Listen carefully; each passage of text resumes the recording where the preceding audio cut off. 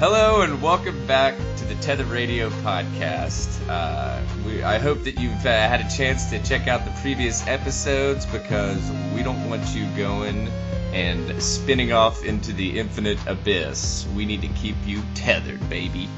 That is good. My name's Daniel, and I'm joined by my brother and co-host, Joseph. What's going on, everybody?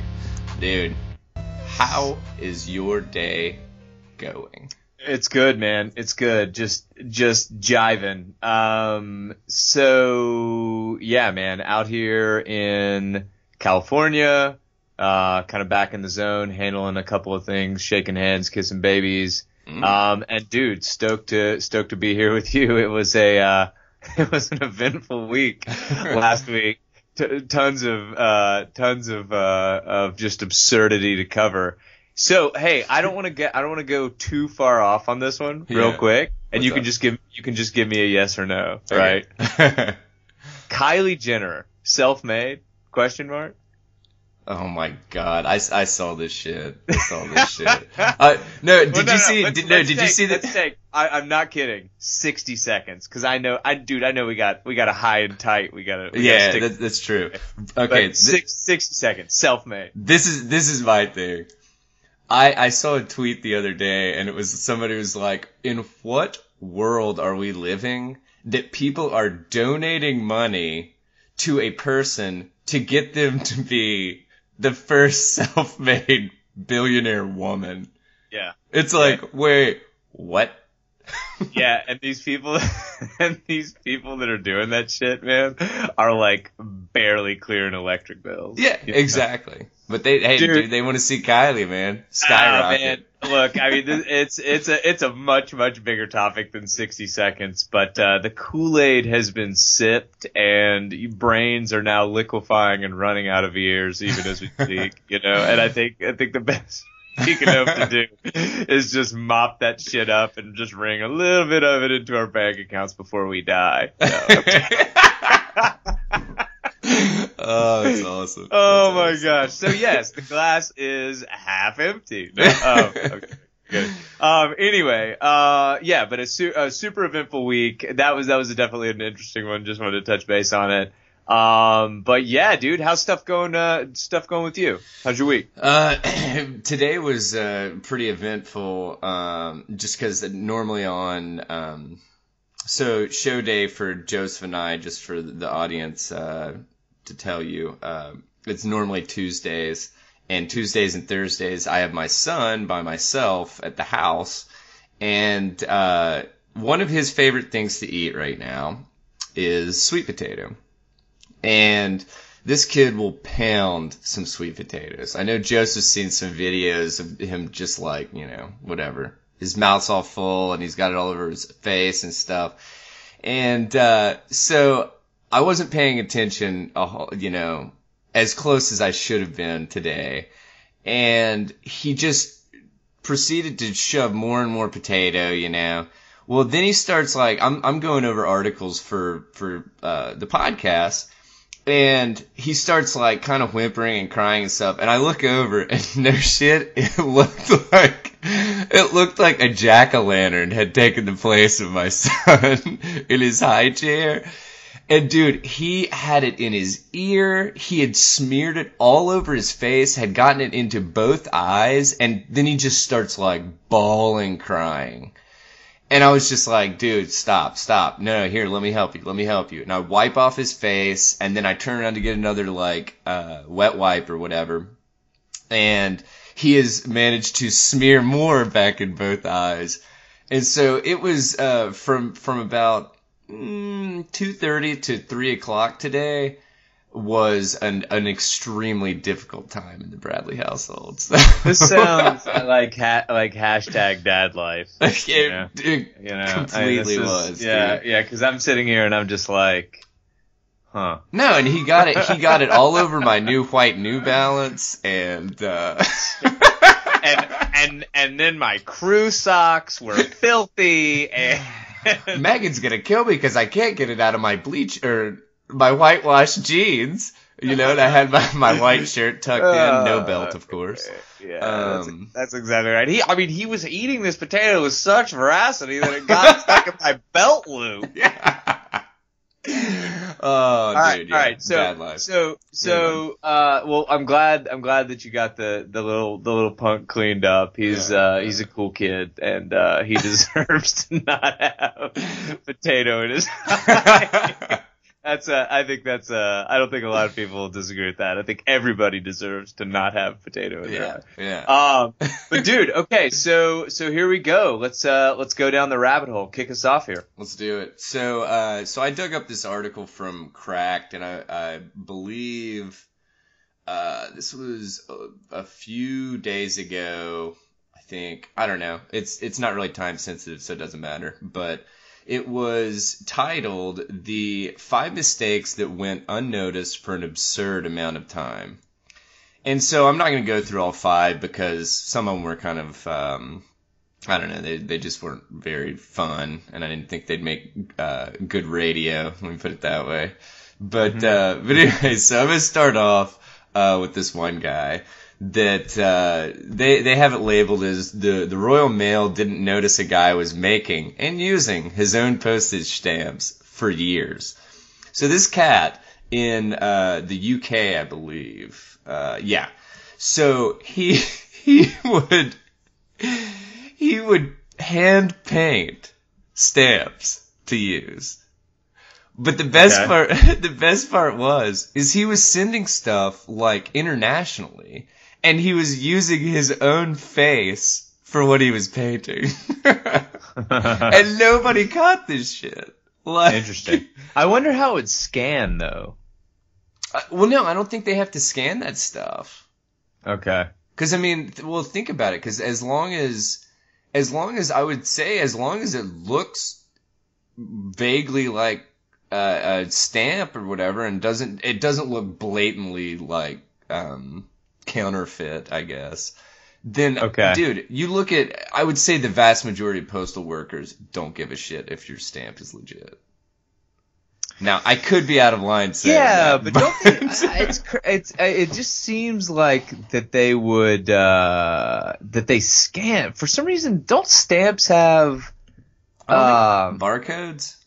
Yeah, man. I don't think so. You can look into that, man. But, all right. But so he called himself the anarchist, philatelist, which is, I don't know if I'm, pronouncing that right, but let me look that up real quick. But I'm sure it's like a stamp collector, guru stamps. Yeah, well, it's a stamp collector. But I was just like, dude, don't like outrun your coverage, bro. It's like, it's like he's trying to make himself a badass for painting stamps, but. Philatelist, sorry. Philatelist, okay. Yeah. Okay. But anyway, so I just thought that was really funny because it's like, it says at Christmas he made stamps of himself as Santa Claus, and he would also, he made stamps commemorating the made-up holiday of Upside Down Day. I mean, this dude is So is this guy in legal trouble?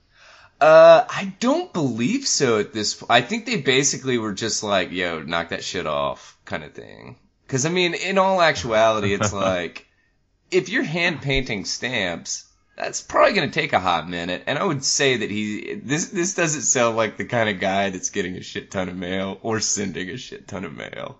So. Right. But anyway. So we'll move on from this one because I unless you have something to say about his stamp making. Nothing? All right. No, I don't. Yeah. Dad, you have nothing to add to this? Yeah, sure. No, there's nothing to it. It's whatever. Everybody's got their little way of sticking it to the man. So, yeah.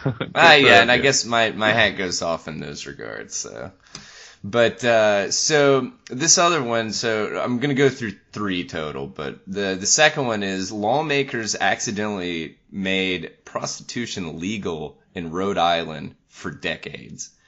So the backstory to this is in the late 70s, they had the legislation, the Rhode Island legislation had pushed to lessen the punishment for prostitution. And they wanted to decriminalize it on constitutional grounds, and then they basically also wanted to reduce street prostitution to a misdemeanor. Well, so the problem is they deleted the entire part making prostitution illegal, with the exception of they had one part that was referencing street solicitation. And that was changed to a misdemeanor. So every other type of sex work was legal, just by the fact that it's not addressed, kind of thing. So so this happened in the 70s. In 1998, there was a lawyer that noticed this and used the loophole to help get clients off on that's kind of funny. Didn't mean, pardon the pun. Some clients off on pornography charges. So this guy identified the loophole, and then they realized, okay, how are all these people not being, not receiving convictions, kind of thing. And so they basically came, let's see, in 2003, the employees of a massage parlor used it to escape prostitution, owing to the fact that all their rubbing and tugging was happening under a roof. And nothing in the law said it was forbidden, because all that they named was street solicitation. So they actually had to throw that entire case out and rework it. And so in 2009, finally, they made sex work illegal. So this shit was legal for like 20 years in Rhode Island. But I just thought that as long as it was under a roof. As long as you're not on the street soliciting. Yes. So literally, like I think that, I mean, there's an infinite number of ways you could get around that, I feel like. But anyway, so we'll cruise on real quick. Sure. So, this is the last one. Authorities will walk right past dead bodies for days, weeks, or even years. And so that was just like the whatever title for that section. So apparently in 2011, there was a lady that went to a public pool in Massachusetts, and this was really kind of weird to me, because it says that after she went down, after she went down, after Marie Joseph went down this water slide, the 9-year-old neighbor that she was chaperoning told lifeguards that he had never seen her like come up again. So I actually looked into this other article that was actually from the event happening, and no shit, the kid reported this woman basically missing or whatever, and the lifeguards did nothing. So it was one of these situations of just gross negligence in that part. But so, dude, the pool is open 2 more days. Over those 2 days, obviously lots of people there, and health inspectors from the city came and did water quality assessments on both Monday and Tuesday. So this happened on, I guess, like Sunday. And the body was there. It was somewhere, but it says that no one saw the body. She was discovered Tuesday evening when some teenagers hopped the fence and saw her floating. I don't understand. I don't understand how does that happen? Yeah, I mean, that's a great question. That is a great question. But I I mean, I don't understand how. I mean, I guess she could have gotten like, well, you think maybe she got wedged in a, I don't know, like a slide or something, but other people would be using the slide and somebody would find that. Yeah. I mean, I guess some of those slides kind of like spit out, into the pool, and then there's like a section behind them or something. But I don't know. I mean, dude, at the same time, I mean, we can lose, a fucking airplane. What was That's that? a Like good point. two or 3 years ago. Yeah. I mean, I'm laughing. It's not funny. But Malaysian Air or whatever. Mm-hmm. I mean, have they found it? I don't think they've ever found it. I don't know, actually. I don't know. I if they did, I didn't. It wasn't in the news heavily. So. Oh, that would be a good SAT question. Woman missing in water park is like blank. Missing in the ocean, and the answer would be MH817 or whatever. There you go. Yeah, but I mean that's pretty fucked up. And I guess though my question would be like, so just make sure I understood the story though. The kid, this is the chaperone. Well, and that was the other thing that. Go ahead, but that was the other thing that I was like, yeah, what? So how'd this kid get home? Yeah, exactly. Which I guess he was 9. I don't know. Maybe he walked. I don't know how close. Maybe it was like a really. Yeah, I mean, there's some. I feel like that's the beginning to a much, much stranger story. Yeah. No, but I completely agree because I was like a much more sordid tale. Well, because at first when I read it, I was like, oh, the kid. Something happened to the kid, and then it's like, oh no, something happened to the chaperone. It's like, well, like you said, what? Like, did the kid not go home and be like, oh, whoever, whatever, Marie Joseph, I went to the pool with Marie Joseph, and she didn't come back with me. I don't know. I mean, and the mom's just like, well, she's certainly not getting paid. Yeah, free babysitting. Woo! Yeah, well, I'm certainly not paying that bitch. I've had it with her. She's probably now smoking pot with her friends, and she's really just laying in this fucking face down in a bloated. That's terrible, form. And it's also very creepy. Yeah. It's also very, very creepy, and then I also feel bad. This is just a real mixed bag of emotions. It's a real, you're right. So one last one, another body that was overlooked. So this guy gets shot, and this was actually in Tennessee. December 2017, guy gets shot in a van. And so police show up and made sure that he got to the hospital. His van was impounded because he was the guy who owned it or whatever, and he got shot. So what else are they supposed to do? 7 weeks later, dude gets out of the hospital and goes to pick up his vehicle, and he finds a dead body in the back, which apparently that guy had been shot at the same time that the driver was, and basically had been left in the van and completely ignored by everybody. Dude, yeah, it's crazy. But I mean, like, how does that happen? I mean, if they impound a vehicle, do they not look through it? Especially since someone was shot in a van, Yeah. Seems like you might want to do some investigative work. Yeah, man, and who knows? Maybe it was a full night. There's a lot going on. But Greg, just get the van to the impound lot. I think damn. Sorry. Well, I mean, look, man, if your buddy ever is like, hey, you bros want to go get into some shit tonight? Let's get crazy tonight. And they show up in a van. What the fuck?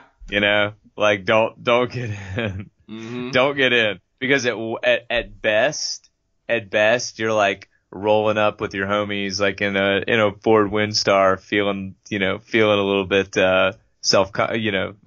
questioning your self-confidence at best. And at worst, your ass is dead in the impound lot. Undiscovered. Undiscovered. Yeah. So yeah, like pull it in a little bit there. But All right, so let's get into this Thailand cave, Elon Musk, funky situation. Have you been following this at all? I mean, it's obviously kind of difficult not to follow it because, but I haven't really been following it super closely. I've seen some stuff about it, but.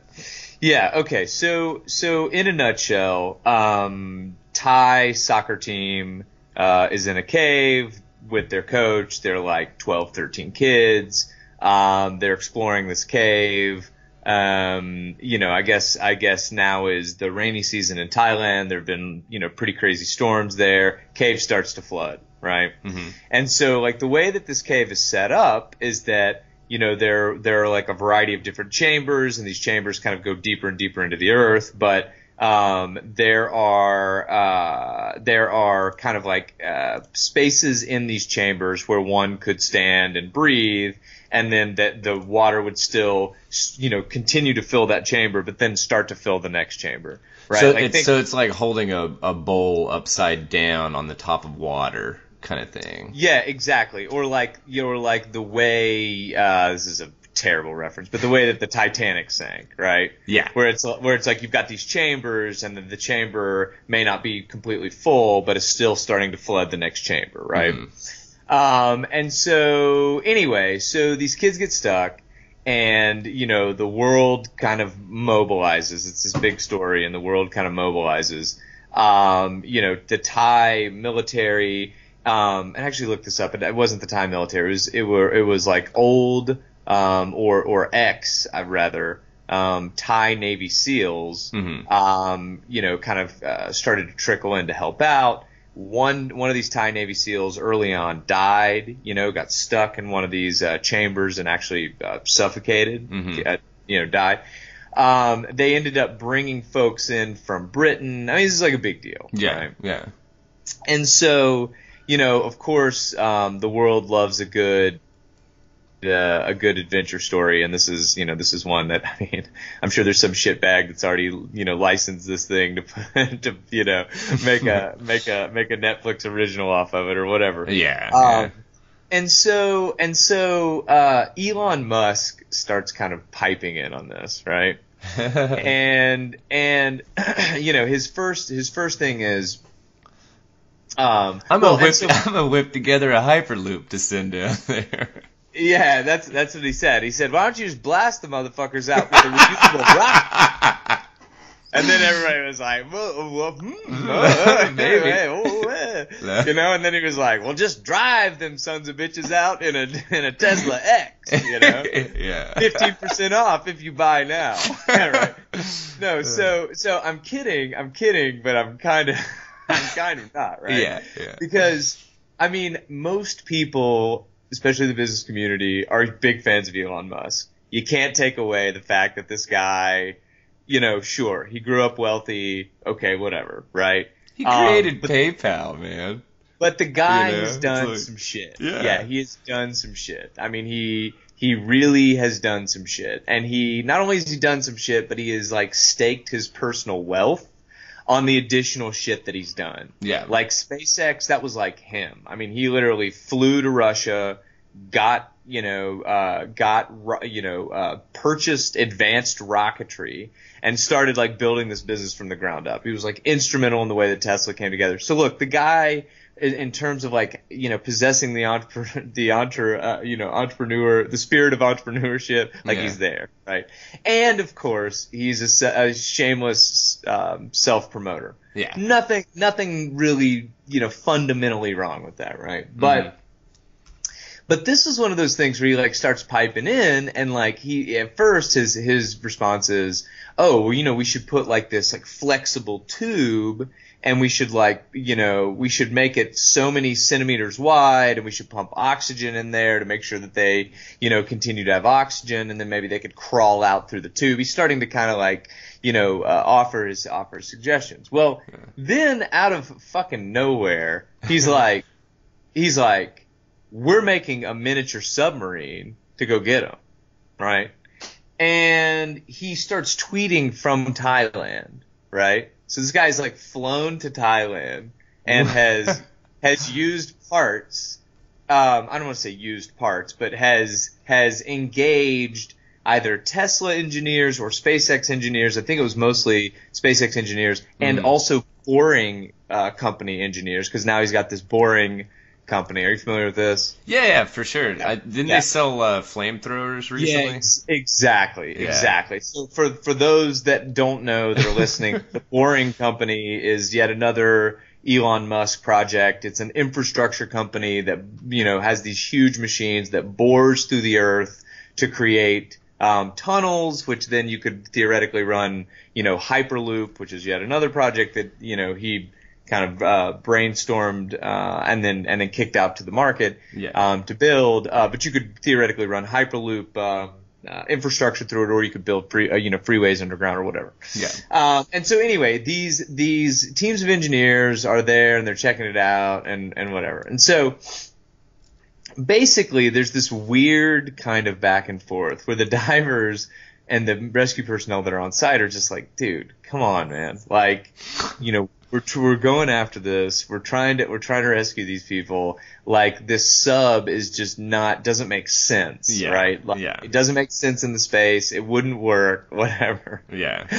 And so the culmination of this story is that, like, randomly, one of these divers is just like, it just didn't make sense, and like makes a comment about, how it didn't make sense. And it wasn't a logical use of a piece of equipment like that.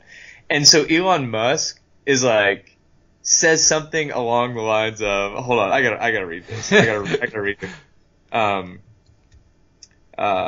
Hold on. So he starts to slander this guy, right? Wait, Elon Musk does? Yeah, he starts to shit talking. Okay. Shit talking, okay? So he says, let's see. He says, he tweets to the guy,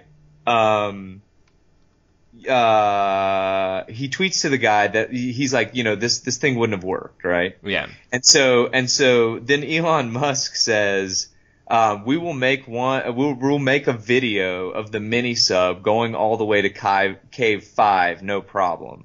No problemo. Sorry, pedo guy, you really did ask for it.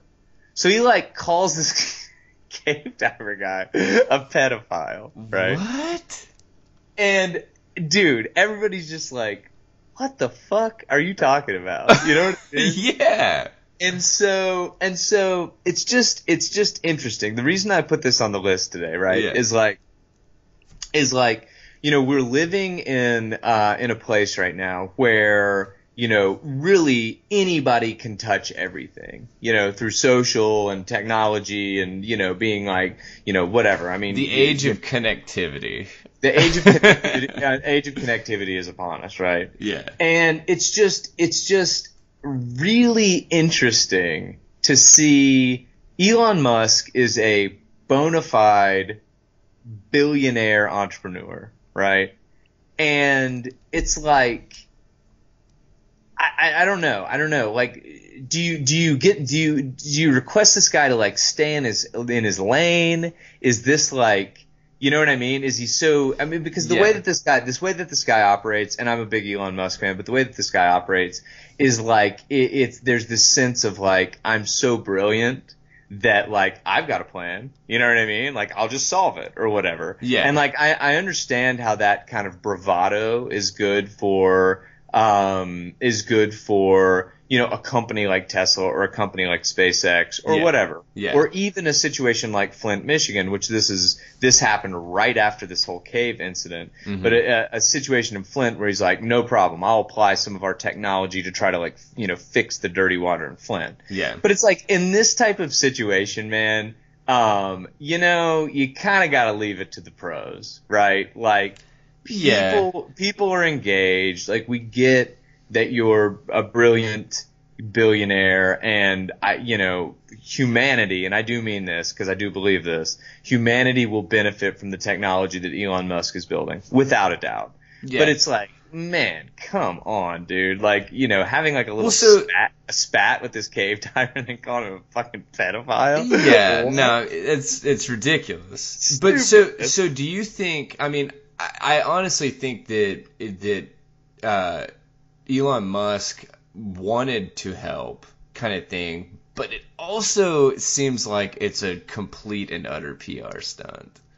Well, and I agree with you, because otherwise, why wouldn't he have just DM'd somebody and just said, let's get it done? Yeah, because it's one of those situations of all eyes are on this right now. Yeah, and it's funny because like Tesla's stock took like a little dive, and people were just like, investors, big investors that have hundreds of millions, in some cases billions of dollars with some of his companies, are just like, dude, like concentrate at the task on the task at hand, right? Yeah. Like so maybe Musk is spreading himself a little thin, kind of thing, or what? Yeah, I don't know. I think that I definitely have this kind of romantic notion that it might be possible that that there may be a guy like Elon Musk who's like kind of operating, behind the scenes to get shit done. But, I just don't know if that's like reality, right? Like you can't switch gears. You have this bravado that's kind of taken two amazingly complicated companies like Tesla and SpaceX over the edge.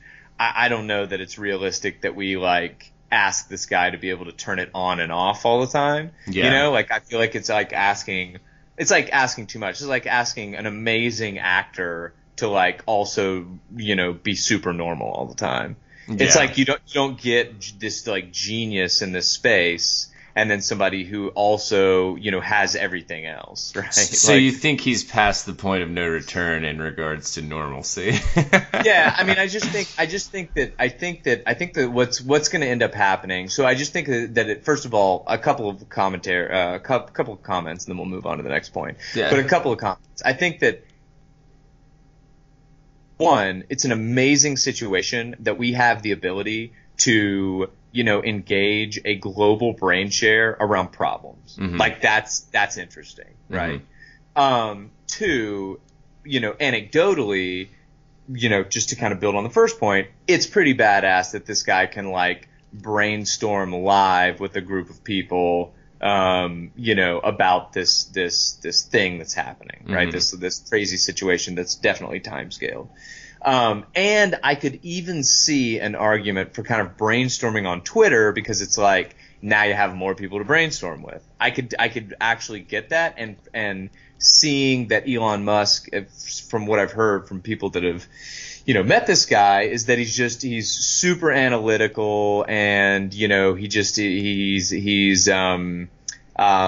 is, some of his kind of lack of social grace is really just due to like the guy just thinks quick, acts quick, and it's like direct communication. When there is direct communication, sometimes people get their feelings hurt. You know what I mean? Yeah. Do you think that Elon Musk could kind of be compared to like a Steve Jobs kind of thing? Well, here's what they were comparing him to was actually Howard Hughes. Okay, gotcha. And the Howard, and being kind of a little bit temperamental or whatever. So anyway, I wanted to bring that one up because I think it's definitely a sign of the times, right? That people can engage in this. Yeah. I think it's really awesome that people like Elon Musk can throw some ideas around. But I'm not going to say this is what should happen moving forward. Yeah. I just think it's a really, really interesting little moment in time where, this guy, there literally had the ability to throw resources at this situation that was probably did not have enough resources, right? Yeah. And could do that in real time. So I guess the reason I point this out, frankly, I hope it happens more. I hope that you do have, people like that have been able to harvest so much value out of society, that start to really hyper engage, with problematic scenarios that are unfolding, like Flint, Michigan, like, this immigration crisis that we've got in the United States, like, the plastic problem in the ocean. I mean, there are all these issues, and there are guys like Jeff Bezos that, are surpassing $150 billion in net worth.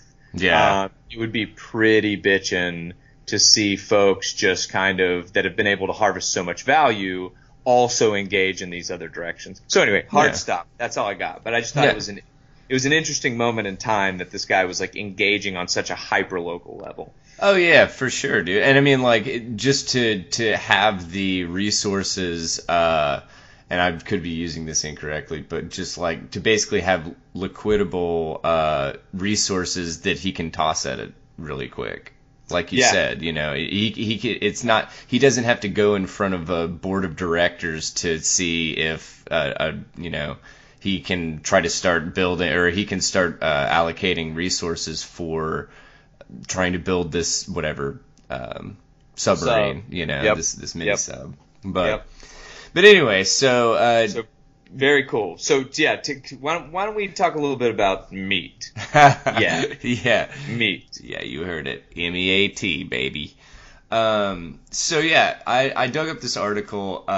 This company WeWork is banning meat at basically all of their employee get-togethers, and I believe also they're not going to serve it at like the company, like I guess they have like a mess hall / cafeteria. I don't know why I called it a mess hall, but anyway, that means sloppy joes, no mo.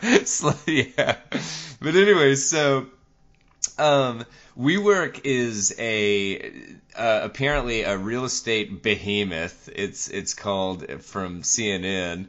Right. It's worth around $20 billion, and they have decided. More than that. Oh, really?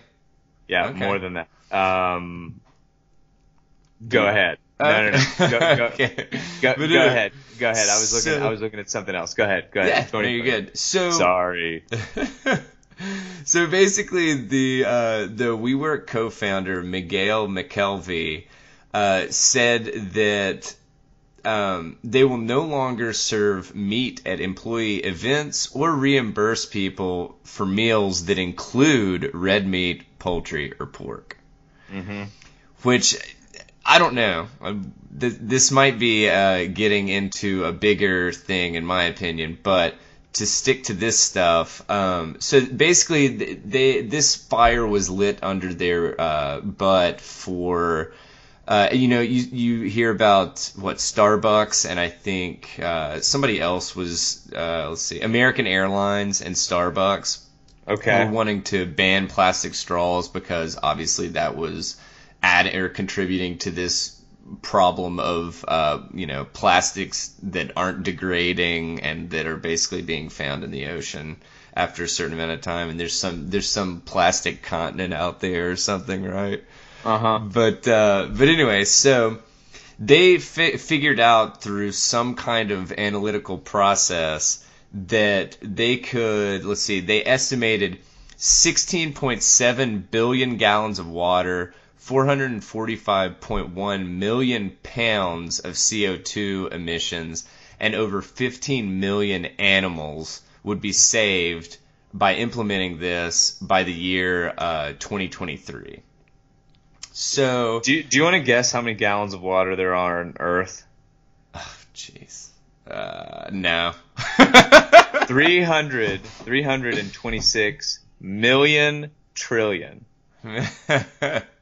So basically, what you're bringing to light is this is literally a drop in the bucket. Dude, 326 million trillion. Yeah. Well, so this is the other thing. Is it's like I didn't even know that was like that's how you would say that number. You know what I mean? Like, well, dude, it's one of those things that once you get past trillion, it's like most people just put on like smillion or a gajillion or snoonillion or Yeah. So that is. I kind of like. So go ahead. No, so they said that the policy is going to take effect immediately, and employees will no longer see burgers, hot dogs, or other carnivorous options at the company's upcoming annual summer camp gathering. So that is going to be one shitty cookout, if I do say so myself. Yeah. It's like, yeah. all right, everybody line up for their tofu burgers or whatever. Oh my god. Beet burgers are the only things that are left. Oh my god, you know. Yeah, man. I mean, it is going to be definitely a shitty cookout. We know that. So and there was another thing in there. Yes. So not only have they pulled this out of their cafeterias, but they've also said they will not reimburse employees who have expensed meals with meat in them. Yeah, exactly. Did you cover that also? Did you say that? Yeah, I said that a little while ago. But okay. Good. So that's pretty interesting, man. I mean, this is not new.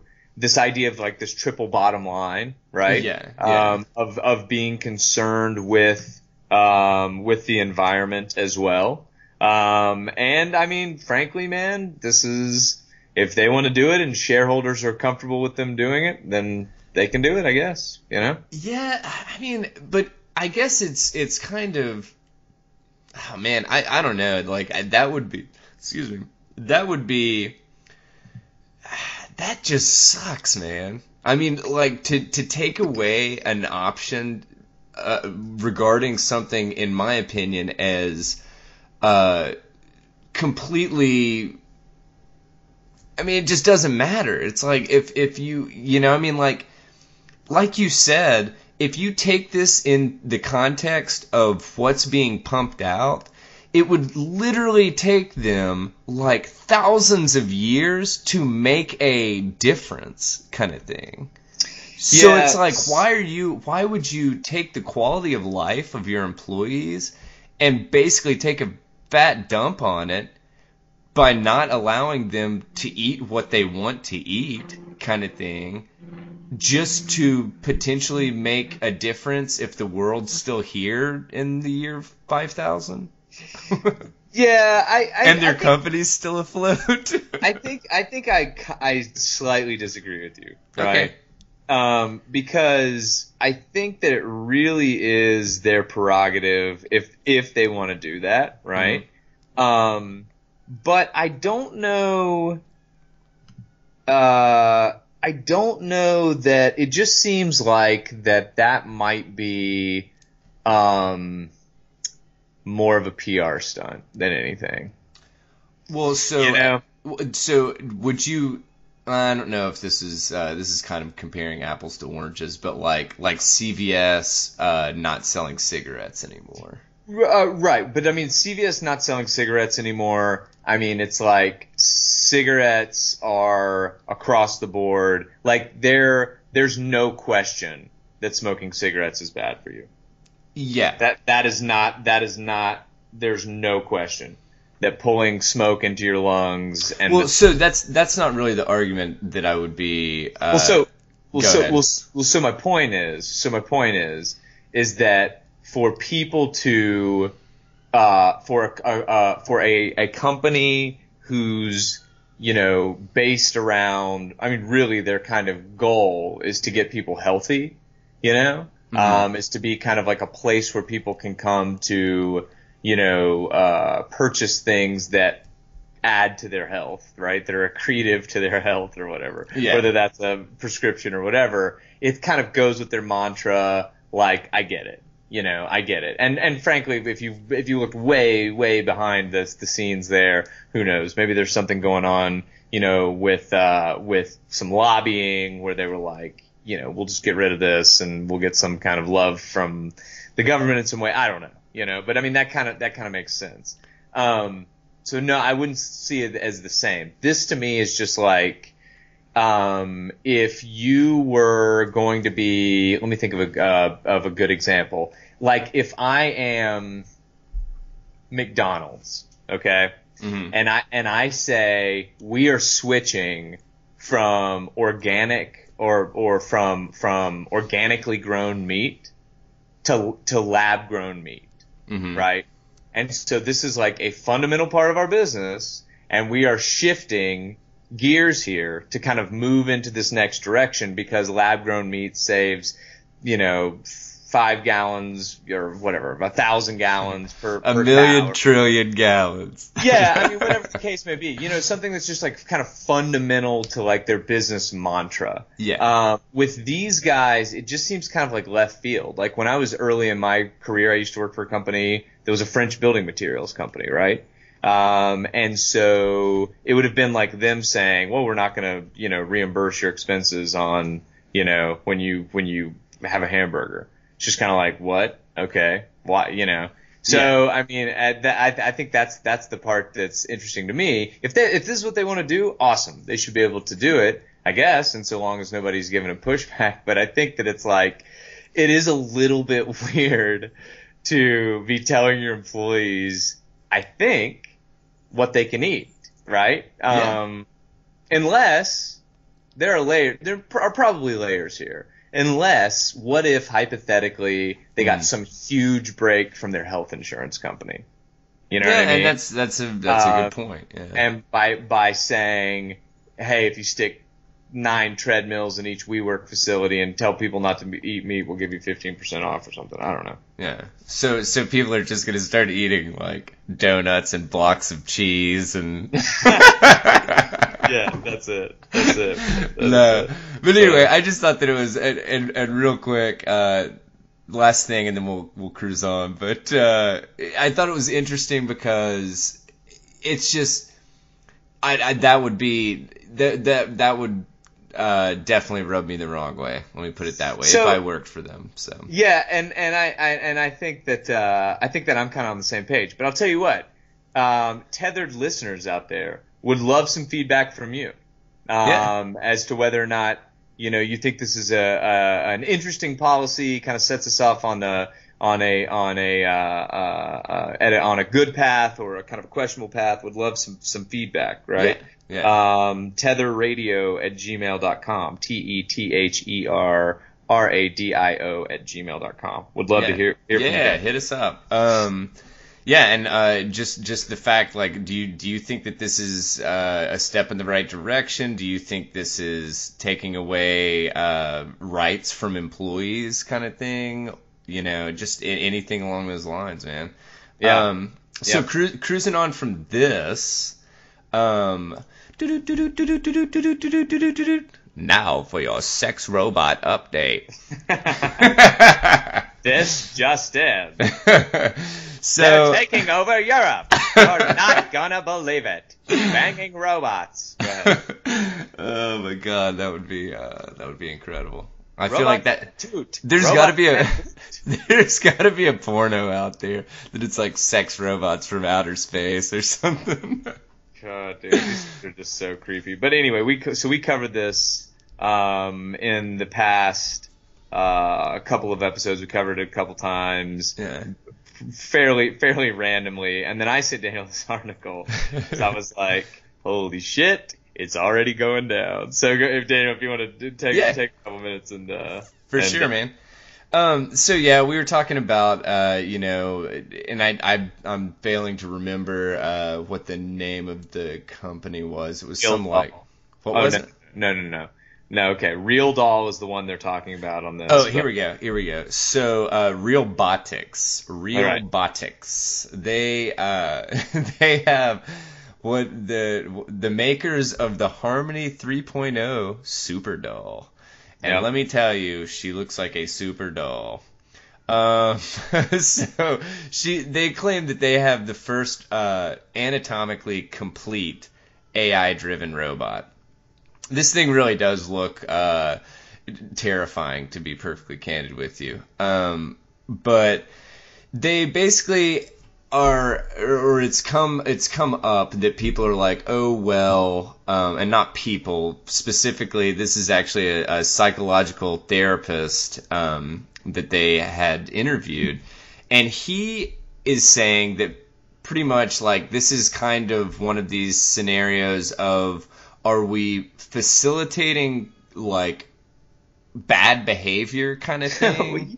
Yeah, but dude, we got into serious detail on this, right? Yeah. On the last one. Yeah. And so I thought what was funny about this is that it's just like, so we keep up with the headlines, right? Yeah. And so it's like we go from oh, this new thing, is this fad going to, rock the world here? And then it's like sex robot addiction warning. Like a month later, you know?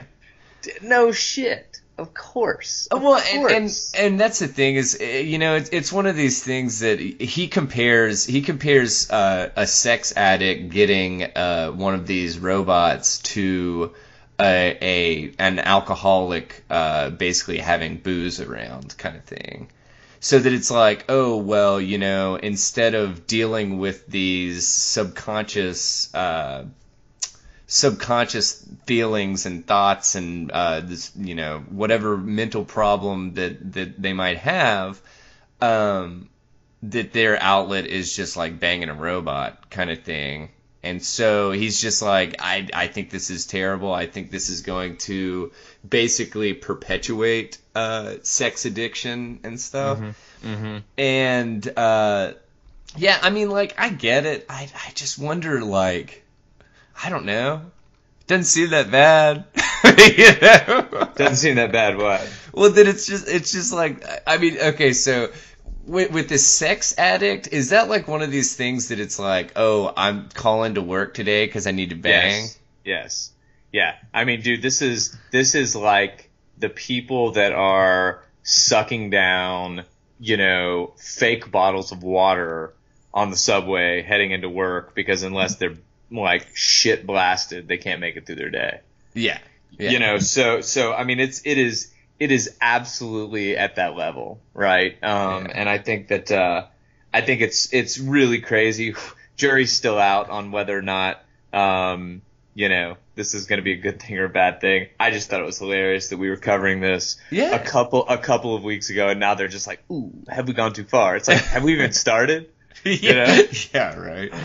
Yeah, well, I mean, dude, anyway. Just leave it up to the sun to get ahead of the game, man. To get down to the real nuts and bolts of what keeps this world cranking, man. So, okay, so everybody loves pizza.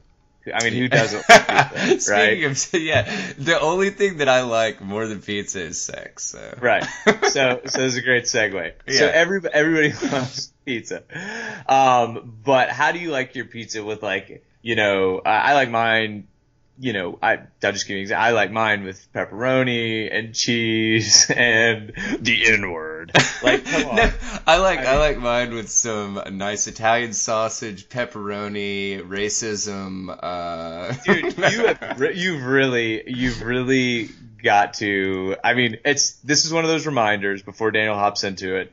This is one of those reminders that celebrities and wealthy people, they can be batshit crazy too, and they can do like random off the rails shit.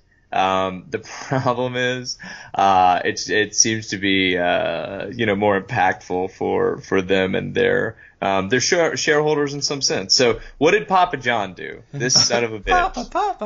Papa. So this guy would, well, first of all, kind of a little backstory to have this Papa John saga kind of summed up a little bit. So I believe it was last year. Papa, or let's see, I'm not going to call him Papa John. John Schnatter. Yeah, I know. Now I want to go back to Papa Schnatter. Papa Schnatter. But anyway, so John Schnatter, the founder of Papa John's. So in 2010, they hooked up with the NFL as like their pizza sponsor kind of thing, which was, I'm sure, huge for them. And then 2017 rolls around, the NFL starts having all of this stuff go down with like players kneeling during the national anthem. Well, John Schnatter decides to speak out about it, and he all but blames, he does blame partially all of the shenanigans that went down with the NFL and stuff and people boycotting the NFL with Papa John's shares. Basically, I mean, dude, they took like around a 10% drop back then. Okay. Which is pretty substantial, man. A tenth, a tenth of the value of your stock. Right. But anyway, so that was kind of the tip of the iceberg kind of thing. And then his PR firm kind of started trying to remove him from ads and stuff and put him more in the background. Well, he decided that he didn't want any part of that, and he decided he's the damn face of Papa John's, so they can go screw themselves. So he actually started talking with a separate PR firm to actually record commercials and stuff and run those commercials that were more centered around him and him promoting the business. Right. So this is on the side of that, what the actual business is doing.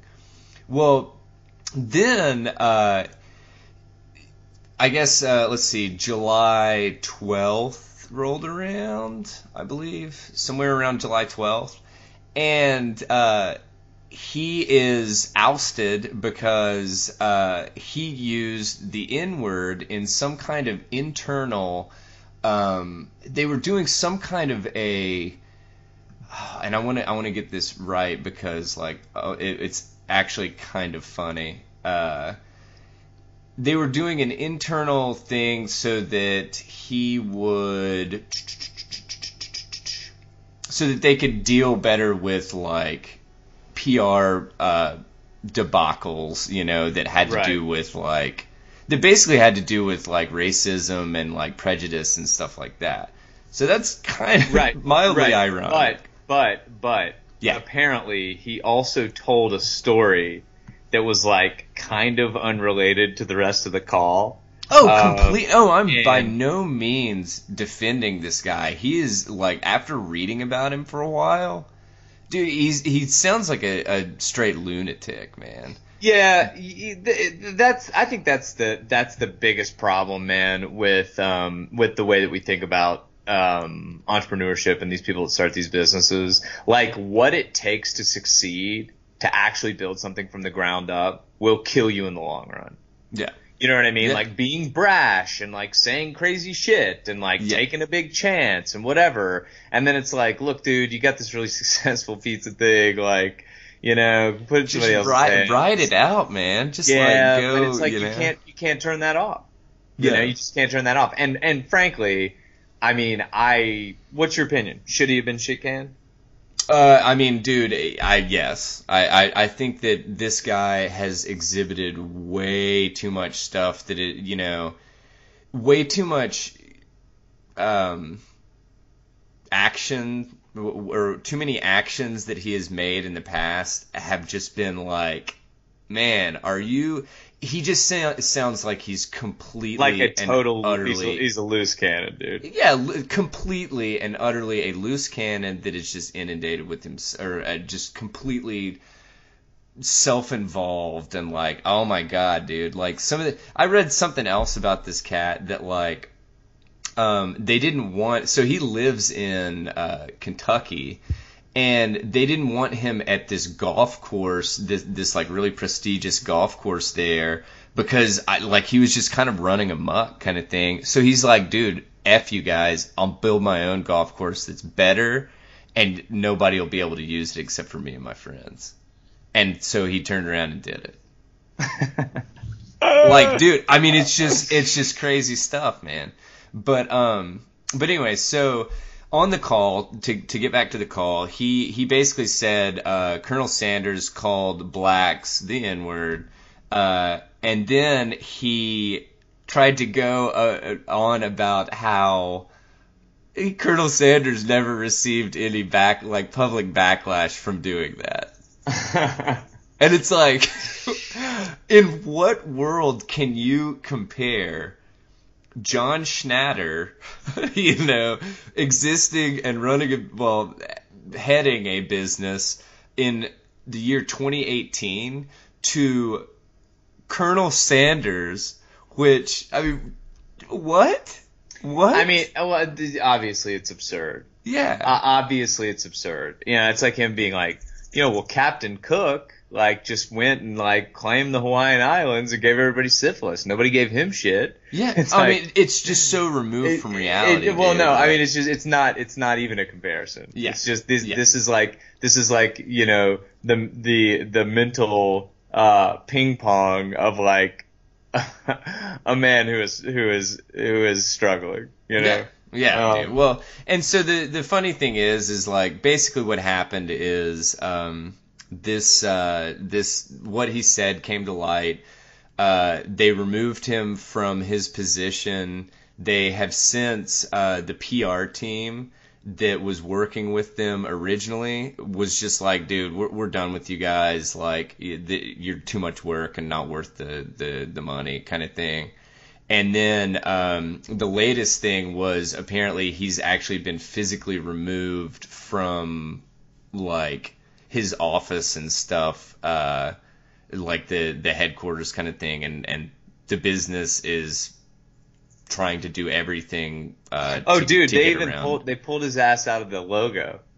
Yeah. Oh no, they're almost trying to rebrand for But it's just, I don't blame him, man. It's like this is in the current climate that we have, in the social climate.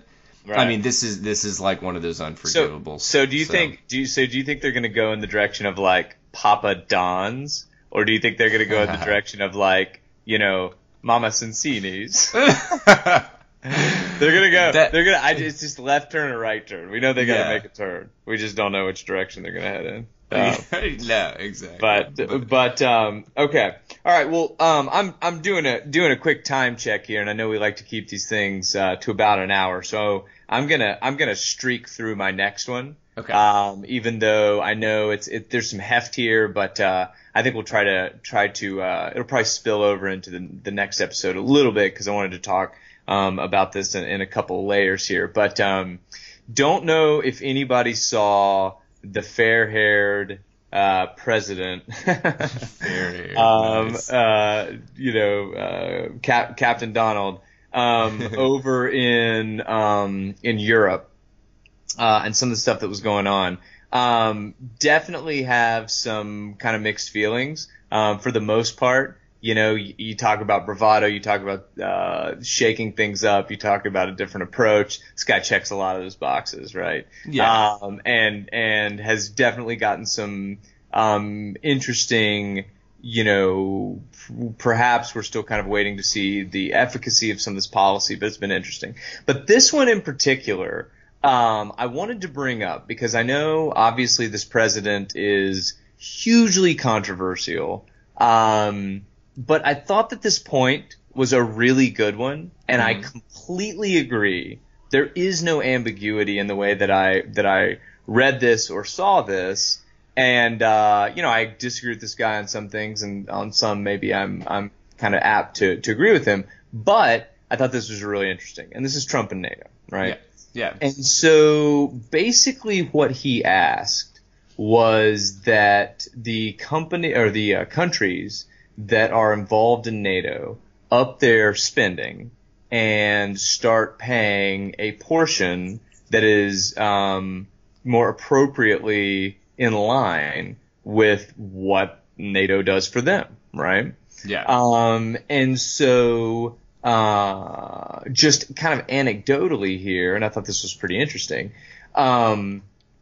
first of all, everything's related in geopolitics, for sure, right? Like you're talking about trade wars, and you're talking about NATO, and you're talking about, the nuclear threat, and you're talking about, again, soybean prices or whatever. It's all related. It is all related, and these are all levers that governments use to get what they need out of other governments. Yeah.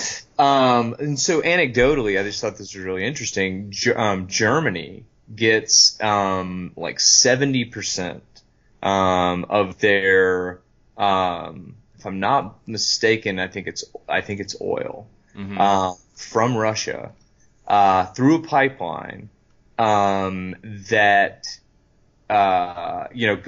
is kind of routed around some countries and through some countries from Germany to Russia, and yet in their defense budget they do not defend themselves against Russia. So that defense, the defense that is provided in that area of the world, right, of Germany against Russia, like military bases that are in place, are not. That is not funded by Germany, even though they are the sole beneficiary of this pipeline, which, needless to say, pulling that much of a resource of that importance from one volatile supplier is interesting. So quick thoughts on that. We've got let's wrap this one in a couple 3 minutes here, because I know we've got a little test item here at the end. What are your thoughts? I mean, the demand on the budget, on countries to kind of up their spending. So, I'm gonna give me some high level here, and we'll try to keep it to a couple 3 minutes here. Yeah. So I mean, in all actuality, in my opinion, I'm a true believer of everybody paying in. If everybody's going to benefit, everybody needs to pay in, kind of thing. And so why are they able to? I mean, is this one of these situations that it just it's been that way for however many years? So it's it just hasn't been addressed out of whatever. I mean, obviously, we can't simplify this issue to the extent of I'm not trying to simplify this issue to the point of it hasn't been addressed, so I'm sure that there are a insane number of reasons that it has turned out doing what whatever. People are sorry, I'm getting caught up because I've got entirely too many thoughts racing through my head. So it just doesn't make sense, to be perfectly candid with you, if you are going to benefit and you are the sole beneficiary, period, why should you get a buy kind of thing? I mean, if now maybe it being subsidized or something like that, maybe, depending on what the details really, or how the details are written out and stuff, but you need to be paying or financing some aspect of it. Right? I mean, that just doesn't that makes about as much sense to me as me paying for your apartment and you living in it. Right, but then it's well, here's the logic. You pay for my apartment, I live in it, because otherwise I'm coming to live with you. And it's just whoa. Yeah. Hold on. No, you're not. Yeah. So it's well, that pipeline needs to be protected because the resources coming out of Germany are beneficial to other countries that are helping to finance the protection or protect it themselves. I mean, is that kind of what you're getting at, or? What I'm getting at is that after World War II, these countries did not have the ability to defend themselves. Yeah. Right. That's really funny that you're talking about World War II and I hear a plane. Yeah, do you hear that? Do you hear that? I'm reenacting World War II right now.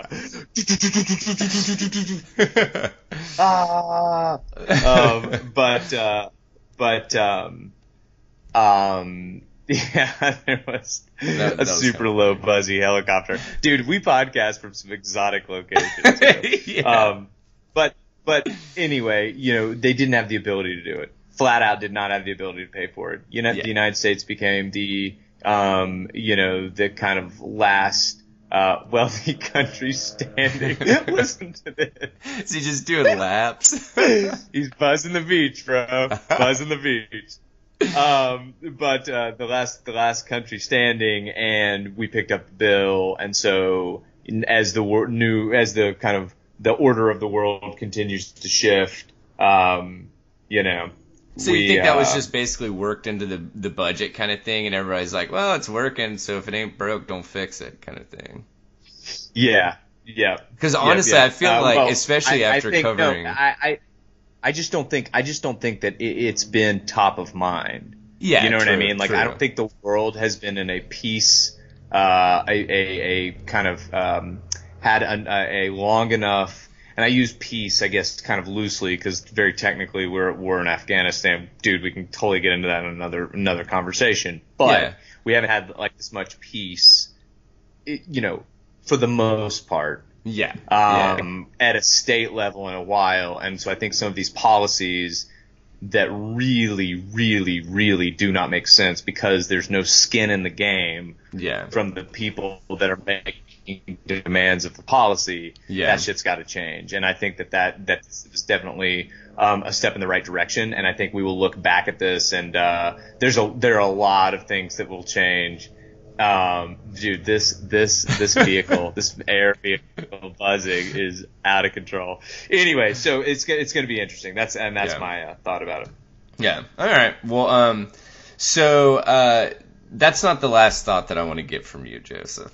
I'll have you know. All right, let's hear it. So I stumbled upon, and yes, I get updates from BuzzFeed on my RSS feed because sometimes some of their quizzes are actually kind of fun, and I'm human. I'm totally have faults, but anyway. So I stumbled upon this one, and it's like, can you ace this 10-question AP English test for 11th graders? And I was like, you know what? I actually really like English and grammar and all that jazz. And so I was like, oh, I kind of want to test my skills. Dude, there were some words on here that I had to look up how to pronounce them. Like...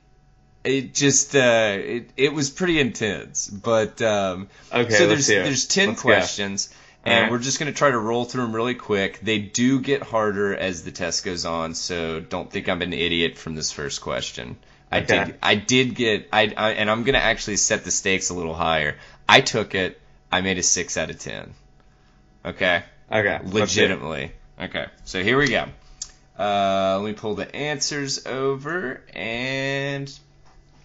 So, number 1. Which of the following is not an oxymoron?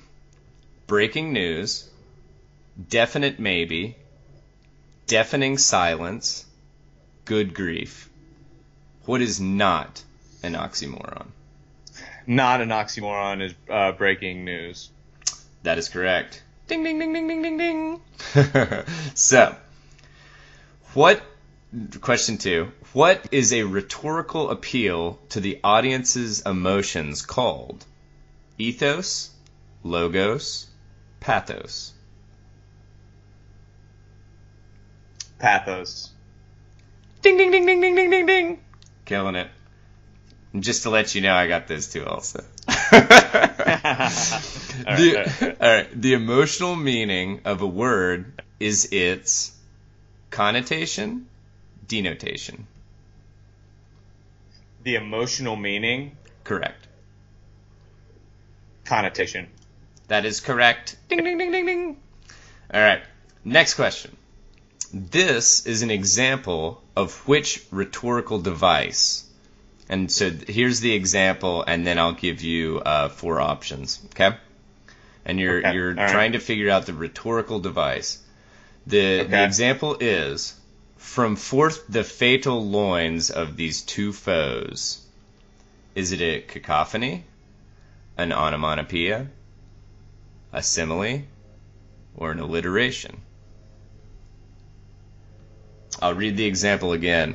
From forth the fatal loins of these two foes.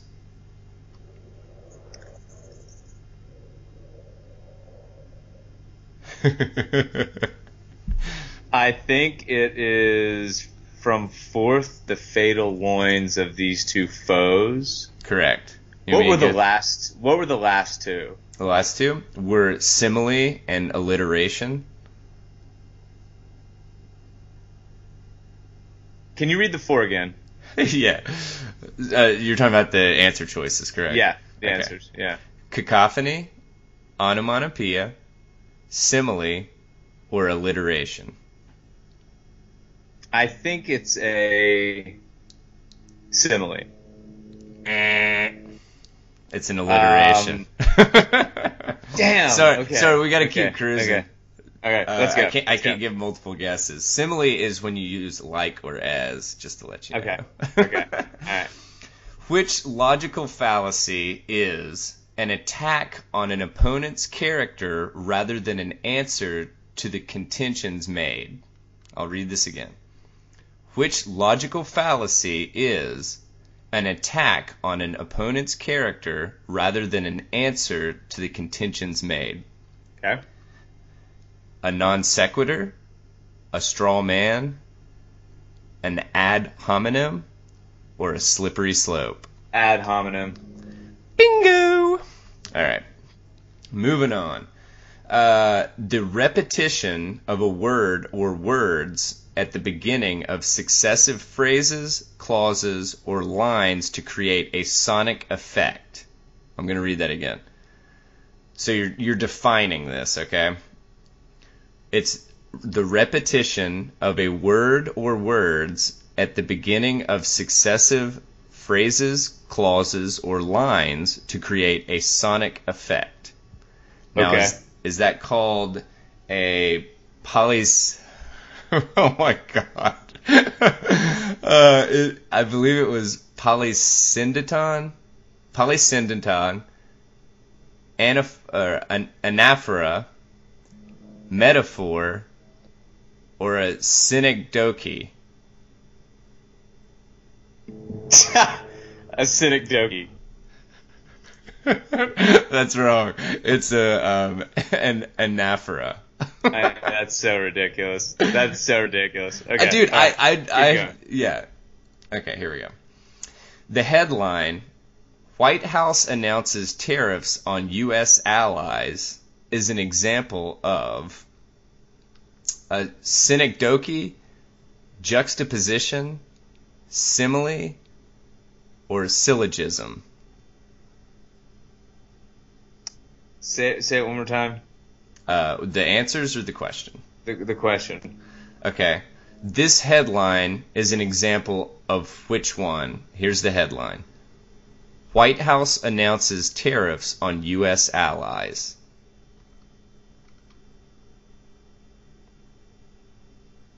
You want the answers again? Give me the answers. Okay. Yeah, the answers again. Synecdoche, juxtaposition, simile, or syllogism. God, it's been so long, dude. Syllogism. Synecdoche, apparently. Okay, all right. Dude, I still don't know what a syllogism is. I don't know what a synecdoche is. Like, I looked them up, and it was just like pretty much gibberish to me. So apparently, I'm not into English as much as I want myself. Or want to believe I am. You're like, how does this help me pay my bills? Yeah. All right, man. So I think you've got three more. Jonathan Swift's A Modest Proposal, in which he suggests that poor people sell their children as food for the rich, is an example of what? Okay?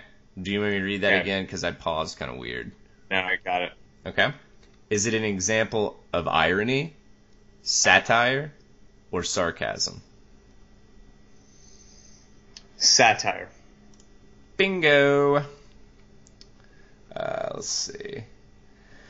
You held your breath and the door for me is an example of which one? Hyperbole, illusion, Zwegma, asyndeton. That is clearly a Zwegma. You just guessed that because you didn't know what the hell it meant. No, that is clearly but you're right. You're yeah. right. No, it's a good old-fashioned Zwegma. Zwegma, yeah. Oh, that's a Zwegma if I've ever heard one. Yeah, it's been a while since I've had a good time with a couple of Zwegmas, but... all right, here we go. Last one, man. The addressing of a usually absent person or a usually personified thing rhetorically is called, I'll read it again. The addressing of a usually absent person or a usually personified thing rhetorically is called what? A euphemism, aphorism, simile, or apostrophe? Read the answers once more, please. Euphemism, aphorism, simile, or apostrophe? Aphorism. It's an apostrophe. What is apostrophe? It's an apostrophe, okay. Yeah. So let's see. You got breaking news. You got pathos. You got that one. I can't remember. Let's see. You said a simile there. You got ad hominem. Alright, I think that's all of them. You got 6 out of 10 too. There we go, man. It's good. It's matched appropriately then. Exactly. We've got it going on, man. So, yeah. So dude, you would have scored a 4, by the way. So a 4. Okay. Yeah. Okay. All right, I'll take it, man. And what do you have to have, a 5 to get credit? I think a 5 gets you college credit. Yeah. Yeah. Damn. It's brutal. Yeah. It's brutal. Dude. Just missed it by the skin of your teeth, brother. That's it, man. That's it. Well, I'm looking at the time. It looks like we are about there, wrapping another week of the Tether Radio podcast, keeping everybody locked and loaded and ready, and keeping feet on the ground, man. Tethers to spaceships so that people don't spiral out into nothingness. So exactly. This has been yet another episode. I'm Joseph. And I'm Daniel. And we thank you for joining us. Join us again next week for the next installment of Tether Radio Podcast. Don't hold your breath, but we will be back soon and looking forward to it. Take care, guys. Stay tethered, guys.